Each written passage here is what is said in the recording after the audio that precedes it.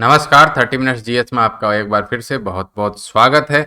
आज बात करेंगे पीईटी मोस्ट एक्सपेक्टेड जो 1500 क्वेश्चन हमने आपको बताया था कि देंगे, उसमें से केमिस्ट्री के बारे में। तो है तो कहने के लिए ये केमिस्ट्री, लेकिन इसमें कुछ क्वेश्चन बायोलॉजी के भी हैं, जो बायो केमिस्ट्री आप कह सकते हैं वो है। तो इससे क्वेश्चन 1 या 2 आने की संभावना है, ज़्यादा बड़ा टॉपिक नहीं है। इसके साथ साथ आपकी चल रही है, अभी तैयार कर रहे हैं बायोलॉजी की, और उसके बाद आपकी आएगी इकोनॉमिक्स की, फिर हिस्ट्री, फिर ज्योग्राफी। देखिए, आपकी कंप्लीट हम जल्दी ही कर देंगे, आपको एग्जाम से पहले मिल जाएगी। बाकी पढ़ते रहिए क्विक रिवीजन की, इसमें आपको लास्ट में देख के जाना है। थोड़ी सी कुछ प्रॉब्लम आ गई थी, पर्सनल प्रॉब्लम्स आ गई थी, जिसकी वजह से इसमें हम डिले हो गए, और वो हमारे हाथ में नहीं थी। ऐसा नहीं, हम अपनी तरफ से लाने में डिले कर रहे हैं। तो चलिए शुरू करते हैं। तो एक्सपेक्टेड क्वेश्चन में बात करते हैं कि सबसे पहले पूछ लेगा कि सिरके में कौन सा एसिड होता है। तो एसिटिक एसिड या फिर CH3COOH, यहाँ एसिटिक एसिड यानी कि CH3COOH। अब कुछ लोग कहेंगे कि उसमें तो साइट्रिक एसिड भी होता है। तो सिरका एसिटिक एसिड CH3COOH। इसके बाद मैग्नीशिया की बात करें, मैग्नीशिया बोलते किसको हैं? तो मैग्नीशियम ऑक्साइड यानी कि MgO को। फॉर्मूला कई बार पूछा है, तो इसलिए आप लोग फॉर्मूला को याद रखेंगे। इसके बाद पूछ सकता है कि शुष्क बर्फ किसको कहते हैं? तो ठोस कार्बन डाइऑक्साइड को शुष्क बर्फ कहते हैं। अगर मान लो एक क्वेश्चन ऐसे ही पूछ लेते हैं, हाइपोथेटिकल क्वेश्चन है कि यदि आपके शर्ट के अंदर कई सारी शुष्क बर्फ डाल दें तो शुष्क बर्फ पिघलने पर क्या होगा? क्या आप भीग जाएंगे? जी नहीं, वो सीधे सीधे गैस में बदल जाएगी, आपको भिगाए बिना। बस ठंडक आपको पर्याप्त मिलेगी, पर्याप्त नहीं, पर्याप्त से ज़्यादा। इसके बाद बात करें अम्लराज का फॉर्मूला, यही पूछा जाता है। देखिए, इसमें कुछ भी ऐसा नहीं लिखा है कि अपने मन से लिखा है, जो पूछा जाता है वो लिखा है। अम्लराज का फॉर्मूला पूछ लेते हैं कि कितने पार्ट HNO3 और कितने पार्ट HCl। तो 1 पार्ट HNO3 और 3 पार्ट HCl को मिला के बनता है अम्लराज। इसके बाद पूछ लेते हैं बॉक्साइड, तो एल्यूमिनियम का अयस्क है, ये भी याद रखें, Al2O3.2H2O है। इसके बाद बात करते हैं लाल सिंदूर की, इसको बोलते हैं लेड परऑक्साइड यानी कि Pb3O4 फॉर्मूला, और laughing gas N2O nitrous oxide. Nitrous oxide को निश्चेतक के रूप में भी प्रयोग किया जाता है, ये भी आपको पता होना चाहिए। इसके बाद आगे बात करें तो बेकिंग सोडा की, जिसको बोलते हैं क्या नाम, ये भी पूछ लेता है। तो सोडियम बाई कार्बोनेट या NaHCO3 फॉर्मूला याद रखेंगे। धावन सोडा, इसको बोलते हैं सोडियम कार्बोनेट, जिसको बोलते हैं NO2CO3.10H2। और उसके बाद कास्टिक सोडा, जिसको बोलते हैं सोडियम हाइड्रोक्साइड, जो होता है NaOH। इसके बाद बोरेक्स या सोआ का बहुत इंपॉर्टेंट क्वेश्चन है, वो आता है Na2B4O7.10H2। इसके सीधे सीधे फॉर्मूले आ सकते हैं। फिर बात करें फिटकरी की, तो K2SO4 Al2SO4 का होल ट्राई.24H2O। ये भी पूछ लेता है कई बार कितने अणु जल के, तो 24 अणु जल के फिटकरी में होते हैं। इसके बाद आपको पोटेशियम नाइट्रेट नाम से नहीं पूछेगा, सोरा नाम से पूछेगा। तो सोरा का मतलब ये पोटेशियम नाइट्रेट, पोटेशियम का होता है K यानी कि कैलियम, तो KNO3। विरंजक चूड़ का भी पूछ सकते हैं, तो CaOCl2 होता है फॉर्मूला। और कैल्शियम हाइड्रोक्साइड तो आपको बुझा हुआ चूना, ये CD नहीं है, CaOH का होल ट्वाइस, और बिना बुझे चूना कैल्शियम ऑक्साइड यानी कि CaO।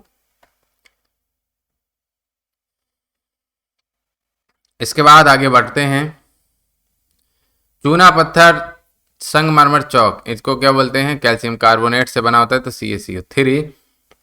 जिप्सम CaSO4.2H2O याद रखना। जिप्सम, और इसमें देखो जिप्सम और POP यानी कि प्लास्टर ऑफ पेरिस में अंतर क्या है? जिप्सम में 2 जलयोजित अणु होते हैं, CaSO4.2H2, और POP में होते हैं CaSO4.12H2O। इसके बाद नौसादर, जो इस बार आने की प्रबल संभावना है, NH4Cl यानी कि अमोनियम क्लोराइड।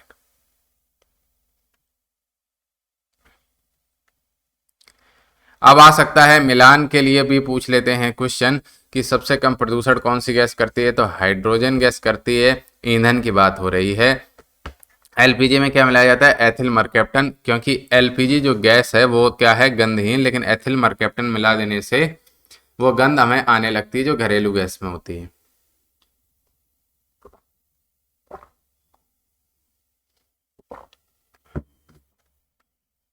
अब बात करते हैं भू प्रॉपर्टी में सर्वाधिक मात्रा में क्या मिलाया जाता है? तो पाया जाता है। तो भू प्रॉपर्टी में सर्वाधिक मात्रा में ऑक्सीजन, फिर सिलिकॉन की उपस्थिति है। तत्वों की बात हो रही है। डीजल की गुणवत्ता किसमें नापते हैं? C10 नंबर में। डीजल की गुणवत्ता नापते हैं C10 नंबर में। इसके बाद विद्युत रोधक, खाने के बर्तन जो नॉन स्टिक होते हैं उसको बनाने में किसका उपयोग किया जाता है? तो टेफ्लॉन का उपयोग किया जाता है, ये भी आपको पता होना चाहिए। इसके बाद हरा कशिश किसको बोलते हैं, तो फेरस सल्फेट को बोलते हैं। इसके अलावा क्वेश्चन आने की संभावना है कि गोबर गैस का मुख्य घटक क्या, तो मीथेन होता है गोबर गैस के प्रमुख गैस में। फोटोग्राफी में किसका उपयोग होता है निम्न में से, तो AgBr यानी कि सिल्वर ब्रोमाइड का। ठीक है, अच्छा ये बताओ कृत्रिम वर्षा, एक क्वेश्चन और जोड़ देते हैं इसी में, याद आ गया तो। कृत्रिम वर्षा, कृत्रिम वर्षा में किसका उपयोग किया जाता है, सिल्वर, याद रखना Ag कुछ है, हमें मालूम है, लेकिन आप बताएंगे किसका उपयोग किया जाता है, Ag सिल्वर आयोडाइड का ना, देख लेना। यूरिया में N2 का परसेंट यानी कि नाइट्रोजन का परसेंट लगभग 47% होता है। चूहा बेस में जिंक फास्फाइड का उपयोग किया जाता है, रेड किलर में जिंक फास्फाइड का उपयोग किया जाता है। इसके बाद क्वेश्चन जो आया है, मानव द्वारा निर्मित प्रथम संश्लेषित रेशा वो है रेयन। और क्रायोजेनिक क्या होता है, निम्न ताप पर ईंधन, जैसे लिक्विड ऑक्सीजन और लिक्विड हाइड्रोजन का सम्मिश्रण, ये होता है प्रोपेलेंट की तरह यूज होता है निम्न ताप पर, बहुत कम ताप पर, तो उसी को क्या बोलते हैं, क्रायोजेनिक। इसके बाद पब्लिक टॉयलेट्स में गंध का कारण क्या होता है, अमोनिया गैस होती है गंध का कारण पब्लिक टॉयलेट में। इसके बाद आगे क्वेश्चन देखते हैं कि जंग लगने पर क्या होता है लोहे के भार, तो जंग लगने पर लोहे का भार बढ़ जाता है। फिलोसफर वूल, वूल है फूल नहीं, वूल किसको कहते हैं, तो जिंक ऑक्साइड को कहते हैं, इंपॉर्टेंट है फिलोसफर वूल। इसके बाद पेयजल को रोगाणु मुक्त करने के लिए क्लोरीन मिलाया जाता है, हमको पता है। एलपीजी किसका मिश्रण है, प्रोपेन और ब्यूटेन का। इसके बाद हैबर विधि से अमोनिया बनाने में कौन सा उत्प्रेरक का उपयोग किया जाता है, ये कई बार पूछा है, तो Fe यानी कि आयरन उत्प्रेरक। इसके बाद आयु गणना के क्वेश्चन भी आजकल आने लगे हैं, खासतौर से पीसीएस में, तो हो सकता है इसमें भी पूछ ले कि कार्बन 14 डेटिंग पद्धति से क्या करते हैं, तो वनस्पतियों की आयु की गणना करते हैं। और यूरेनियम लेड डेटिंग से पृथ्वी की आयु की गणना करते हैं। और पोटेशियम आर्गन डेटिंग से भूगर्भिक चट्टानों की आयु गणना की जाती है। इसके बाद थायराइड ग्रंथि की जांच, ये बायो का देखो क्वेश्चन आ गया है, इसका उपयोग आयोडीन 131, आयोडीन 131। ट्यूमर की जांच आर्सेनिक 74 और कोबाल्ट 60, जो इस बार आ रहा है पेट 2022 में, कोबाल्ट 60 का उपयोग कैंसर के उपचार में किया जाता है। अब इसको चाहे बायो का क्वेश्चन मान लो, चाहे केमिस्ट्री का क्वेश्चन मान लो। इसके बाद विद्युत संयोजी, सहसंयोजी, उपसंयोजी, तीन प्रकार के बॉन्ड हैं ना, उसमें तीनों प्रकार के बॉन्ड पाए जाते हैं NH4Cl, NH4Br।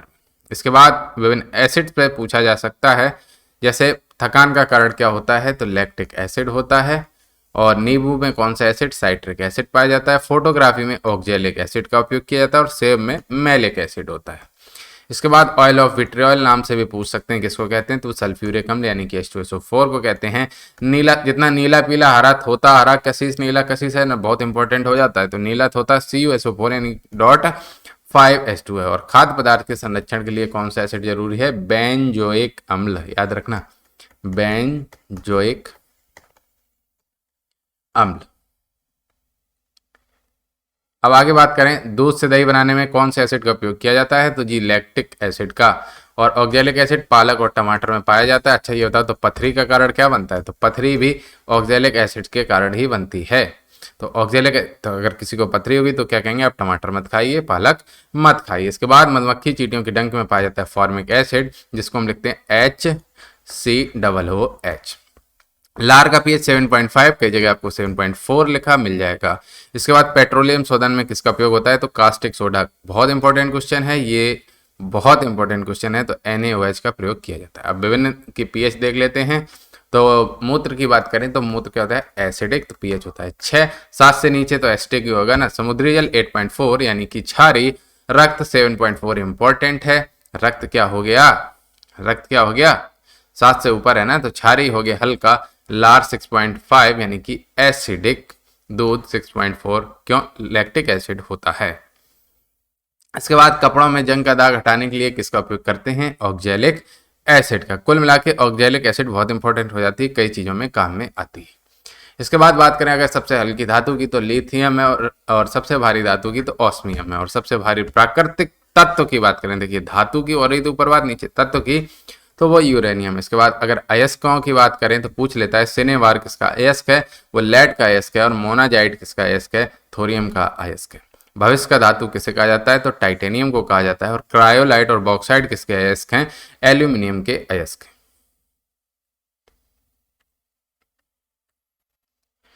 इसके बाद वायु के संपर्क में आने से या जल के संपर्क में आने से आग कौन पकड़ता है? सोडियम। इसलिए इसको कौन किसके घोल में रखते हैं?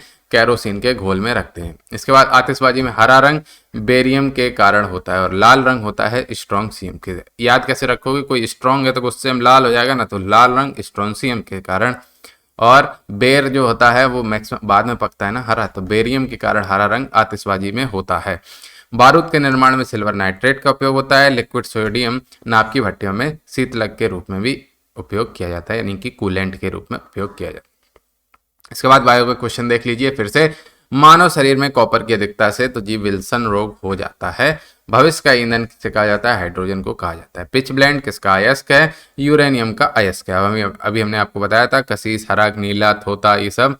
तो हरा कशिश बोलते हैं FeSO4.7H2O को, यानी कि फेरस सल्फेट को। नीला कशिश CuSO4.5H2O और श्वेत कशिश जिंक ZnSO4 और लाल कशिश कोबाल्ट सल्फेट COSO4.7H2O को। माणिक और नीलम है वो एल्यूमिनियम के ऑक्साइड्स हैं, ये भी आपको पता होना चाहिए। इसके बाद अयस्क और धातु के अयस्क, जैसे चिली साल्ट पीटर, तो ये NaNO3 यानी कि सोडियम का अयस्क है। बॉक्साइट, फेल्सपार, क्रायोलाइट, कोरेंडम, ये है एल्यूमिनियम का अयस्क। ये क्रायोलाइट और कोरेंडम बहुत इंपॉर्टेंट है, ये एल्यूमिनियम के अयस्क हैं। इसके बाद डोलोमाइट और जिप्सम, ये कैल्शियम के हैं। मेलेकाइट और एजुराइट कॉपर के अयस्क हैं। कैलामाइन जिंक के हैं। कैसीटाराइट टिन के हैं और मेलेराइट निकल का अयस्क है। एक बार फिर से, चिली साल्टपीटर सोडियम का अयस्क है। बॉक्साइट, फेल्सपार, क्रायोलाइट और कोरेंडम एल्यूमिनियम का अयस्क है। डोलोमाइट और जिप्सम कैल्शियम के और मेलेकाइट एजुराइट कॉपर का अयस्क है। कैलामाइन जिंक का, कैसीटराइट टिन का है और मेलेराइट निकल का अयस्क है।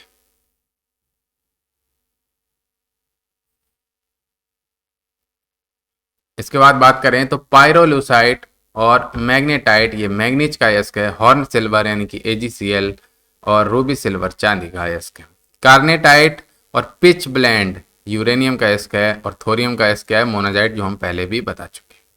इसके बाद कैल्वेराइट और सिल्वेनाइट गोल्ड का अयस्क है, यानी कि सोने का अयस्क है। सोने के देखिए एक अयस्क कई चीजों का हो सकता है क्योंकि वो कई धातुओं का मिश्रण होता है, लेकिन जिसका परसेंटेज ज्यादा होता है उसका अयस्क हम लोग सामान्यतः बोल देते हैं। इसके बाद अयस्कों में भी इंपॉर्टेंट है आयरन के अयस्क के बारे में। तो हेमेटाइट फॉर्मूला आ सकता है Fe2O3 और मैग्नेटाइट जिसको बोलते हैं वो है Fe3O4। Siderite FeCO3, iron pyrite FeS2, copper pyrite CuFeS2 और लेमोनाइट 2Fe2O3.3H2। ये हैं आयरन के अयस्क, ठीक है। और कॉपर पायराइट कॉपर का भी अयस्क है, आयरन का भी अयस्क है, वही हमने बताया। इसके बाद अगर आपसे पूछे कि मोबाइल फोन की बैटरी में किस धातु का उपयोग होता है, तो लिथियम का उपयोग होता है और क्विक लाइम कहते हैं कैल्शियम ऑक्साइड को। परमाणु घड़ियों में उपयोग होता है सीजियम का और क्वार्ट्ज का रासायनिक नाम क्या होता है? सोडियम सिलिकेट, यानी कि Na2SiO3। मतदाता उंगली में जो स्याही लगाते हैं ऐसे करके, वो किसकी होती है? वो सिल्वर नाइट्रेट की बनी होती है। इसके बाद परलेस कहते हैं पोटेशियम कार्बोनेट को K2CO3 की। कवकनाशी जिंक सल्फेट का उपयोग किया जाता है कवकों को हटाने के लिए। इसके बाद फूल्स गोल्ड, बहुत इंपॉर्टेंट क्वेश्चन है। फूल्स गोल्ड कहते हैं आयरन पायराइट को, यानी कि Fe2 को। अब बात करते हैं भूप्रकृति में सर्वाधिक पाए जाने वाले तत्व, तो oxygen, silicon, aluminium, iron. Oxygen, silicon, aluminium, iron. तो अगर धातु पूछ देंगे तो एल्यूमिनियम हो जाएगी और तत्व पूछेंगे तो ऑक्सीजन। ये चारों ऑप्शन नहीं है, ये चारों क्रम है। इसके बाद पूछ ले वायुयान के टायरों में कौन सी गैस भरी जाती है, तो हीलियम और नाइट्रोजन का मिश्रण। टीयर गैस में कौन सी गैस होती है, तो NH3 यानी कि अमोनिया। गोताखोर ऑक्सीजन के साथ किस गैस का मिश्रण सांस लेने के लिए उपयोग करते हैं, तो हीलियम गैस का। हीरा, ग्रेफाइट, ये सब अपर रूप हैं किसके? कार्बन के। पेंसिल लीड, जो पेंसिल अपनी होती है सामान्य वो लिखने वाली लीड किसकी बनी होती है? ग्रेफाइट की। तो आप ये बताइए ग्रेफाइट विद्युत का चालक है या कुचालक? तो ग्रेफाइट विद्युत का चालक, इसलिए कभी पेंसिल ऐसे बोर्ड में घुसा मत देना। इसके बाद बात करें कार्बन की मैक्सिमम मात्रा, तो वो एंथ्रेसाइट में होती है और मिनिमम मात्रा लिग्नाइट में होती है। इसका भी एक ट्रिक है, देखो अल्फाबेटिकली जैसे A से एंथ्रेसाइट है, ऐसे ही है ना क्रम L, तो अल्फाबेटिकली जो क्रम है वही कार्बन का परसेंटेज का क्रम है। तो एंथ्रेसाइड नंबर 1 पर आता है, तो सबसे ज्यादा मात्रा कार्बन की एंथ्रेसाइड में, और लिग्नाइट सबसे नीचे, तो एल। ठीक है, इसके बाद बात करें सर्वाधिक अपक्रियाशील हैलोजन की, तो वो है फ्लोरीन, और जल की कठोरता Ca व Mg के कार्बोनेट और बाइकार्बोनेट लवणों के कारण होती है, वो स्थायी कार्बोनेट के, अस्थायी बाइकार्बोनेट के। विश्व में सर्वाधिक मात्रा में पाए जाने वाला तत्व है हाइड्रोजन, और शरीर में आयोडीन की कमी थायरॉक्सिन हार्मोन के कारण होती है। हमेशा द्रव अवस्था में जो पाया जाता है वो ब्रोमीन रहता है। स्ट्रेंजर गैस याद रखना है जीनोन। जीनोन और रेडॉन में काफी कंफ्यूजन होता है, तो हमने याद रखा है जाने, तो तो जाने, स्ट्रेंजर है ना, स्ट्रेंजर को क्या जाने, जीना, तो जीनोन गैस है स्ट्रेंजर गैस। इसके बाद बात करें कि पटाखों के निर्माण में जो प्रयुक्त होता है वो श्वेत फास्फोरस होता है, माचिस में लाल फास्फोरस होता है। इसके बाद ब्लीचिंग एजेंट की बात करें तो क्लोरीन रंग उड़ा देती है। फूलों का रंग उड़ाने के लिए कौन सी गैस, क्लोरीन गैस। और सड़ी मछली के समान दुर्गंध देने वाली गैस है ओजोन यानी कि O3। कृत्रिम हीरा कहते हैं सिलिकॉन कार्बाइड को, SiC। घरेलू प्रशीतकों में पहले उपयोग की जाती थी ammonia gas NH3। N2O nitrous oxide है, निश्चेतक के रूप में उपयोग की जाती। इसके बाद अक्रिय गैस जो वायुमंडल में नहीं पाई जाती है, रेडॉन। देखो कोई खतरे के निशान के ऊपर हो तो क्या बोलते हैं, लाल निशान, रेड, तो रेडॉन यानी अक्रिय गैस जो वायुमंडल में नहीं पाई जाती, रेडॉन। इसके बाद बात करें मौसम संबंधी गुब्बारों में भरी जाने वाली गैस, तो वो है हीलियम, और वनस्पति तेल से वनस्पति घी बनाया जाता है हाइड्रोजन गैस की उपस्थिति में। इसके बाद गैसोहॉल किसे कहते हैं, एथिल अल्कोहल और पेट्रोल का एथिल। पीने वाला अल्कोहल कौन सा, एथिल। जहरीला अल्कोहल कौन सा, मेथिल या मिथाइल। ठीक है, पीने वाला एथिल अल्कोहल। तो एथिल अल्कोहल और पेट्रोल मिला दोगे तो वो क्या कहलाएगा, एसिड, गैसोहॉल। इसके बाद सोल्डर, एल है यहाँ पर। सोल्डर धातु लेड और टिन, लेड प्लस टिन। ठीक है, लेड और टिन, ये होता है सोल्डर धातु, Pb प्लस Sn। कांसे की बात करें तो C से का याद रखो, कॉपर वाला, और टिन का Sn है तो S, स्टेनम होता है ना, कांसा, कॉपर और स्टेनम।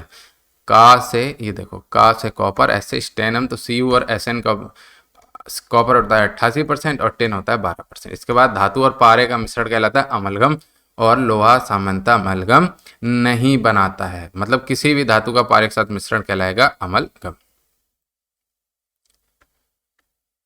इसके बाद पेयजल में आर्सेनिक की सुरक्षित मात्रा कई बार पूछ लेते हैं, तो 10 भाग प्रति बिलियन। इसके बाद जर्मन सिल्वर की बात करें तो जर्मन सिंबल में तांबा, जस्ता और निकल होता है। 50% तांबा, 35% जस्ता और 15% निकल को मिला के। इसके बाद पूछ सकता है उपधातुओं की संख्या, तो उपधातुओं की संख्या है 7। ठीक है, BSiGeAsSbT और बोन यानी पोलोनियम, और ये सब धातुओं के नाम। इसके बाद स्टेनलेस स्टील, ये भी कई प्रकार की होती है। तो स्टेनलेस स्टील में जिसमें क्रोमियम 15 से 20%, निकल 8 से 10% और साधारण इस्पात मिला हो तो वो स्टेनलेस स्टील कहलाएगी। उसी में दूसरी वैरायटी है क्रोम स्टील की, जिसमें क्रोमियम 2 से 3%, आयरन 95% और कार्बन 0.5% और मैग्नीज भी हो, ये पूछ लेता है मैग्नीज, Mn है Mg नहीं, वो 0.5 से 1% तक हो तो वो होती है क्रोम स्टील। इसके बाद बेल मेटल की बात करें तो तांबा और टिन को मिलाकर बनती है। स्टील में कार्बन की मात्रा 0.1% से 2% तक होती है। और पीतल का रंग फीका क्यों पड़ जाता है, तो H2S से अपक्रिया के कारण।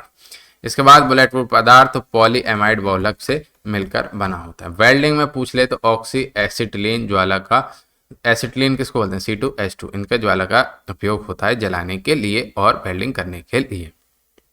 बिना चिपकने वाला पदार्थ टेफ्लॉन, और अपस्फोटन यानी कि नॉकिंग को कम करने के लिए TEL यानी कि टेट्रा एथाइल या एथिल लेड का उपयोग किया जाता है। भोपाल गैस त्रासदी में कौन सी गैस थी, मिथाइल आइसोसाइनाइड यानी कि माइक, MIC। ठीक है, अब कई उल्टे सीधे नाम पूछ लेते हैं, तो मिर्बेन का तेल, तो वो नाइट्रोबेंजीन को कहते हैं। ठीक है, बेंजीन रिंग में कौन सा लग जाएगा, नाइट्रोजन ग्रुप। इसके बाद शहद का प्रमुख घटक, तो फ्रक्टोज, फ्रक्टोज होता है शहद का प्रमुख घटक। फलों को पकाने के लिए तो कैल्शियम कार्बाइड, जिसको हम लोग बोलते हैं कार्बेट, तो कैल्शियम कार्बाइड का उपयोग किया जाता है। एथिल अल्कोहल बनता है शक्कर के किण्वन से। ल्यूसाइड गैस जो युद्ध स्थल पर उपयोग की जाती है वो किससे बनाई जाती है? एसिटिलीन से बनाई जाती थी, जिसका उपयोग जापानियों ने, उसके बाद हिटलर ने बहुत अधिक मात्रा में किया। उसके बाद वुड स्प्रिट की बात करें तो वो मिथिल या मिथाइल एल्कोहल के बाद CH3OH होता है। बेकेलाइट बनता है फिनॉल प्लस फॉर्मेल्डिहाइड के योग से। क्लोरोफॉर्म फार्मूला CaCl3 आपको पता होगा। नोबल का तेल या नोबल ऑयल कहते हैं ट्राइनाइट्रोग्लिसरीन को। और आइसोप्रेन प्राकृतिक रबर का क्या है? बहुलक है। वल्कनीकरण क्या होती है ये भी बता देते हैं कि रबड़ को सल्फर से संश्लेषित करते हैं, जिसकी उसकी सॉफ्टनेस खत्म होकर उसमें हार्डनेस आए, वो कहती है वल्कनीकरण। इसके बाद पूछ लिया कि सर्वाधिक इलेक्ट्रॉन बंधता किसकी होती है? तो वो होती है फ्लोरीन की, F की। और उत्कृष्ट गैस आवर्त सारणी के किस वर्ग में रखे गए हैं? तो वर्ग 18। ये देखना है, ये आवर्त हैं और वर्ग हैं, तो इसमें कौन से वर्ग हैं? तो ये हैं वर्ग और ये कौन से हैं? आवर्त। पृथ्वी पर सबसे कम मात्रा में पाई जाने वाली धातु है एस्टेटीन। इसके बाद सर्वाधिक घनत्व वाला तत्व है ऑस्मियम।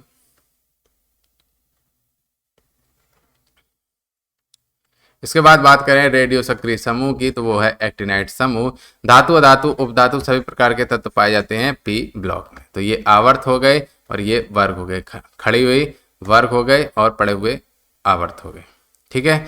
मेंडलीव की आवर्त सारणी किस क्रम में थी? परमाणु भार के बाद में मोजले वाली परमाणु क्रमांक के आधार पर। अब जो क्वेश्चन है इनमें से मिल सकता है किसी न किसी शिफ्ट में। तो भूपर्पटी में मैक्सिमम मात्रा में ये ध्यान रखना, तत्व पूछे तो ऑक्सीजन, धातु पूछे तो एल्यूमिनियम। मानव शरीर में सबसे ज्यादा तत्व ऑक्सीजन। दांत हड्डी में पाया जाने वाला तो कैल्शियम आपको पता होगा, और कई बार फास्फोरस भी लिखा होता है। सबसे भारी व हल्की धातु, सबसे भारी धातु कौन सी? ऑस्मियम। हल्की धातु लिथियम। द्रव धातु पारा, द्रव अधातु ब्रोमीन। सर्वाधिक आघात वर्धनी यानी कि जिसके सबसे लंबे तार बनाए सोना। और सर्वाधिक विद्युत का चालक कौन? चांदी। ठीक है। इसके बाद ग्रेफाइट विद्युत का सुचालक होता है। हाँ जी, लेकिन ग्रेफाइट क्या है? धातु या अधातु? अधातु है। क्यों? यह कार्बन का अपर रूप है। इसके बाद बात करें सर्वाधिक क्रियाशील विभव या न्यूनतम आयनन विभव वाली, तो वो होता है सीजियम। इसके बाद प्रकृति में सर्वाधिक मात्रा में पाया जाने वाला कार्बनिक यौगिक, तो वो हो गया आपका सेल्यूलोज। मार्स गैस या खदानों में विस्फोट के कारण बनने वाली गैस वो होती है मीथेन। और स्मोक होता है ना, उसमें जलन का कारण होता है परऑक्सी एसिटल नाइट्रेट के कारण आंखों में होती है हमारे जलन, और दूसरा की तरक्की से होती है। इसके बाद यौगिक और उनके फॉर्मूले पूछ सकता है जो इंपॉर्टेंट है। ग्लूकोज का पूछ सकता है C6H12O6, शक्कर का C12H22O11, चीनी का भी पूछ सकता है C12H22O11। ठीक है। इसके बाद यूरिया NH2CONH2, ये भी प्रयोगशाला में बनाया गया पहला यौगिक यूरिया। इसके बाद अग्निशामक यंत्रों में बनाने में तो एस्बेस्टॉस का उपयोग किया जाता है। और अशुद्धियां मिलाने से क्वथनांक पर क्या प्रभाव पड़ता है? बढ़ जाता है। शक्कर के घोल को गर्म करने पर विलेयता बढ़ जाती है। अब कोलाइड से भी क्वेश्चन पूछ ले तो कोहरा क्या है? कोहरा गैस है ना, गैस आसपास गैस है, उसमें द्रव का क्लोराइड माने द्रव की बूंदें उस पर निच्छालित हो जाती हैं, तो वो क्या कहलाता है? कोहरा। कोहरा गैस में द्रव का कोलाइड है, और पायस द्रव में द्रव का कोलाइड है, यानी कि जैसे पानी और तेल का मिश्रण होगा तो द्रव में द्रव का कोलाइड पायस। इसके बाद पूछ सकता है दहन प्रक्रिया है ऑक्सीकरण की अवकरण यानी कि ऑक्सीडेशन या रिडक्शन, तो ऑक्सीकरण प्रक्रिया है दहन। इसके बाद कुछ बचा है? इसके बाद कुछ नहीं बचा, आपका एग्जाम बचा है। तो इसके बाद बायो, और बायो के बाद इकोनॉमिक्स, इकोनॉमिक्स के बाद हिस्ट्री, और हिस्ट्री के बाद आपकी आ जाएगी ज्योग्राफी। वैसे आप क्विक रिवीजन से पढ़ लो, बाकी तो पर्याप्त है। हिस्ट्री का तो मैं दे ही दूंगा। और करंट अफेयर्स की रही बात, तो करंट अफेयर्स आप स्पीडी करंट अफेयर से पढ़ लीजिए। इसके साथ साथ घटना चक्र से भी आप पढ़ सकते हैं। लास्ट में मैं अगर टाइम मिला तो 200-150 क्वेश्चन और दे दूंगा, बस इतना पर्याप्त है। चलिए, बहुत बहुत धन्यवाद।